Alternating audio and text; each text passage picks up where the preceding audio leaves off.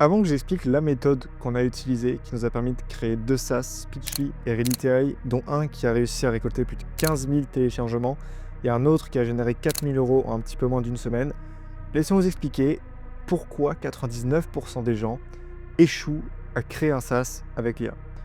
Parce qu'ils sont tombés dans la promesse de tous les gourous d'internet qui leur ont vendu le rêve de pouvoir créer un SaaS avec 2-3 prompts, avec des outils comme Lovable, Bolt, clé en main, 100% fonctionnel, et ils se retrouvent avec le même produit que 99% des gens qui tentent de lancer un SaaS parce qu'ils utilisent tous les mêmes technologies. Dans cette vidéo, je vais vous montrer exactement comment nous on a fait pour réussir à faire un produit top tier en utilisant à 90% l'IA et quelle différence il y a entre les gens que je vais vous citer et nous qui avons réussi à faire ça en utilisant tout de même l'IA dans notre process. Donc on va voir ça dessus. Donc on est ici sur mon écran où je vais vous présenter ce qu'il faut faire et ce qu'il ne faut pas faire quand on veut faire un SaaS. Vous allez reconnaître très rapidement la méthode qui vous est vendue par 90% des mecs que vous voyez sur Insta ou sur YouTube pour faire votre SaaS, et vous allez voir les inconvénients énormes qu'elle comporte comparé à celle que je vais vous donner, je vais vous expliquer, et à celle qu'on a suivie pour créer Speechly et Hereditary.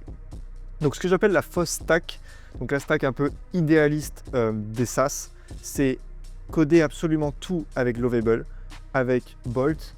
J'ai mis une icône de cerveau barré parce que c'est sans réfléchir à ce qu'on fait, et avec Supabase. Donc pour être clair, utiliser Supabase, c'est une très bonne chose. Simplement, dans le contexte dans lequel on vous le donne, c'est pour connecter une base de données sans trop savoir ce que vous êtes en train de faire. Le plus gros problème de cette stack, parce qu'elle a un problème, c'est que les gens l'utilisent sans même savoir ce qu'ils font.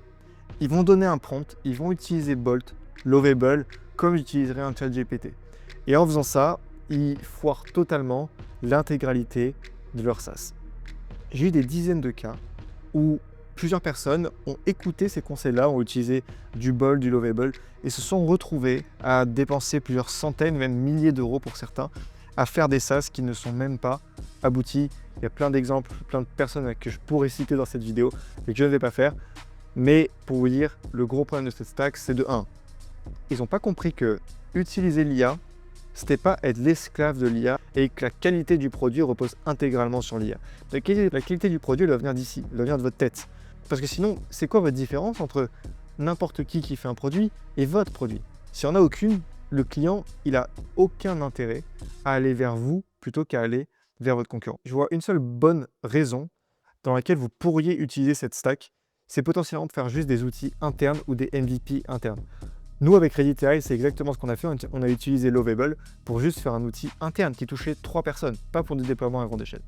Donc, le problème, je l'ai cité, c'est un gros coût de développement si vous ne savez pas ce que vous faites. Et même en faisant ce que vous faites, ces boîtes-là, elles reposent sur un truc qui s'appelle la gamblification, le fait de faire du gambling, du pari. C'est-à-dire que vous allez rajouter des crédits, rajouter un abonnement supplémentaire pour faire une feature, pour prier que ça fonctionne. C'est un peu le même système que TikTok où vous scrollez, vous espérez avoir un shot de dopamine à la prochaine vidéo.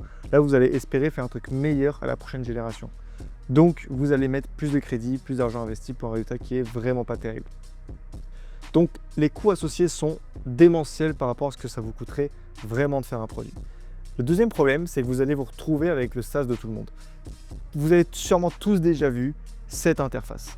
Des logos, des dégradés de couleurs horribles et des titres hyper bateaux à copywriting 100% IA. Des dizaines et des dizaines de SaaS ont cette interface-là, et c'est pour cette raison qu'ils sont reconnus à des dizaines de kilomètres et que personne ne s'inscrit sur leur plateforme.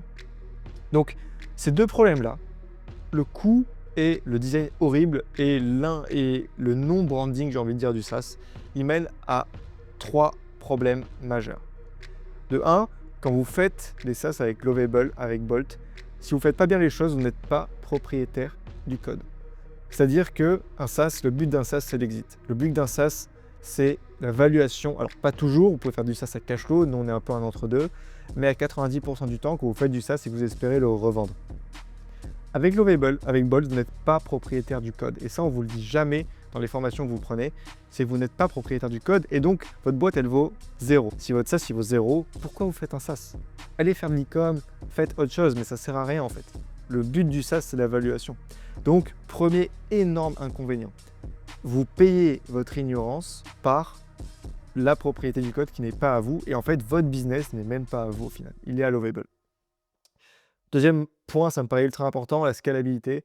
C'est-à-dire que rien n'est scalable. Vous êtes incapable de donner pourquoi avec Lovable faire telle feature ça a marché et pourquoi ça n'a pas marché de faire la même 24 heures plus tard. Ça dépendra des gens sur la plateforme, du prompt auto-généré par Lovable, du contexte compris par Lovable, mais vous êtes incapable de le prédire et donc c'est pas scalable. Vous pouvez pas faire tout un SaaS avec Lovable, c'est pas possible. Et même à MVP, j'ai vu des dizaines et des dizaines de founders partir sur Lovable, partir sur Bolt, faire un MVP. C'est pas ce qui est approprié et très souvent, ça finit en application à la poubelle. Donc, vous devez éviter pour ces deux premières raisons. Et la deuxième chose, c'est la maintenance. Quand on développe un SaaS, ou même quand on code de manière générale, on dit si ça marche, faut pas toucher. Et le problème de ça, c'est quand vous faites un SaaS, pourquoi les gens payent un abonnement à votre SaaS? Parce qu'ils ont envie d'avoir des features au fur et à mesure. Ils ont un besoin qui est récurrent, donc ils veulent augmenter le nombre de features et augmenter le nombre de possibilités qu'ils peuvent atteindre avec ce même abonnement. Et si vous êtes incapable de régler un bug, d'ajouter une feature, de régler un bug du UX, vous êtes incapable de faire un SaaS. Un SaaS, c'est pas un produit que vous allez faire une fois et que vous n'allez plus toucher à tout jamais. Speechly, ça fait 1 an et tous les jours, on sort un nouveau truc, j'ai envie de dire. Tous les jours, on est en train de toucher à la code base. Tous les jours, on est en train de réfléchir à ce qu'on va devoir faire. Et Reddit.ai, ça fait 3 semaines que ça s'est lancé. Et encore aujourd'hui, j'ai des appels avec des clients et on a eu des idées de features à développer, à faire, des bugs à changer. Et si vous ne comprenez pas votre base, vous êtes incapable de faire ça. Donc, vous êtes incapable de satisfaire votre client. Et donc, vous ne pouvez, très difficilement, faire du SaaS. La conclusion de tout ça, c'est que vous ne pouvez pas faire de SaaS avec Lovable. Pas un truc tangible, pas un truc viable. Et le problème principal, c'est la mauvaise UX. Mauvaise expérience utilisateur. Et peut-être que si vous ne faites pas de SaaS, vous ne l'avez jamais expérimenté, mais c'est 90% de la rétention d'un SaaS, l'UX. Des SaaS comme Raycast, par exemple, qui n'ont aucune réelle fonction, ont des users uniquement à cause de leur UX, enfin grâce plutôt à leur UX. Et l'autre gros problème, c'est que votre SaaS, il se différencie des autres par son branding, par son logo, par comment il a été fait, par comment il répond aux besoins. Si vous achetez un iPhone à la place d'un Samsung, c'est parce qu'ils ont été bien meilleurs en branding. C'est pour cette raison qu'on voit des pubs ultra bien faites, par exemple chez iPhone, un point d'honneur au premium, un point d'honneur à l'UX, à l'UI. Et sur d'autres marques comme Oppo par exemple, vous ne savez même pas ce que c'est leur branding, vous ne savez même pas ce que c'est leur valeur. Et donc quelle est la différence entre acheter un Oppo ou un Xiaomi ou un X ou Y truc? Si vous comprenez ce que je veux dire, vous avez compris pourquoi faire une mauvaise UX, c'est vraiment pas bon et pourquoi c'est ultra important de faire une bonne UX. Si vous allez à un restaurant, tous les restaurants, à peu près, font les mêmes plats. C'est-à-dire à peu près, vous allez manger de la viande, du poisson ou des pâtes bien faites, par exemple. Mais ce qui fait que vous revenez et que vous recommandez un restaurant, c'est l'expérience que vous avez dedans. C'est ok, putain, c'est super, le cadre il est top, les gens sont géniaux et la bouffe est bonne. Mais ça vient presque en dernier, j'ai envie de vous dire. Donc ça, c'est ce qu'il ne faut pas faire. Maintenant, dans ce qu'il faut faire, j'ai préparé ce qu'on appelle la vraie stack. Donc, Code, abonnement max, c'est obligatoire. Vous devez utiliser Code, j'utilise Code tous les jours. Et on paye des centaines d'euros par mois pour Code, mais ça en vaut la peine. Next.js, très utilisé. Shadcen UI qui est une librairie de composants. Next.js qui est le framework le plus utilisé au monde pour les applications de ChatGPT est fait sur Next.js, Claude est fait sur Next.js, tous les SaaS que vous connaissez sont faits sur Next.js et Supabase. Avantage, la cost efficiency très faible, du coup c'est à part Code, tout ce que je vais citer ici est totalement gratuit. Vous allez pouvoir faire des SaaS avec une très belle UX, je vous ai pris l'exemple de mes SaaS avec mon associé. Donc on a Reddit.ai, vous voyez, le dashboard qui est magnifique, on a Speechly.io avec sa page de settings magnifique, avec un fort branding, et encore là c'est que des screenshots, vous n'avez pas fait une démo complète, mais ça viendra sur la chaîne. Donc l'avantage de faire ça, tous les KPI qui étaient au rouge tout à l'heure passent au vert. Vous êtes propriétaire du code, vous avez une scalabilité énorme, vous avez une maintenance qui peut être assurée. Parce que vous avez utilisé l'IA en tant que worker, en tant que ouvrier. Vous êtes la tête pensante et elle, c'est l'exécutant. C'est comme ça que vous devez réfléchir votre code base et que vous devez réfléchir comment vous allez faire votre produit. Vous devez être le gars qui réfléchit à la gueule que ça doit avoir, à quoi ça doit ressembler, à comment ça doit fonctionner. Et une fois que vous avez ça, vous donnez à l'IA exactement votre plan, votre schéma et elle doit vous l'exécuter. Base solide, l'avantage, une prédictibilité énorme et une bonne UX et surtout un product-led growth. Ça revient à ce que je vous ai expliqué tout à l'heure. pourquoi on revient dans un restaurant? Parce que le cadre est bien, parce que les gens sont bien. Pourquoi on achète un iPhone? Parce que la pub, etc., etc. Le branding. Et tout ça s'appelle le Product-Led Growth. C'est-à-dire que votre produit grossit automatiquement sans que vous ayez d'action mécanique à faire de votre côté.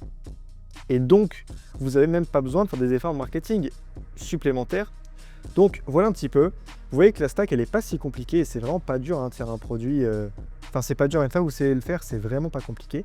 Et en soi, ce qui différencie un SaaS qui va marcher d'un SaaS qui ne va pas marcher, c'est ces deux choses-là.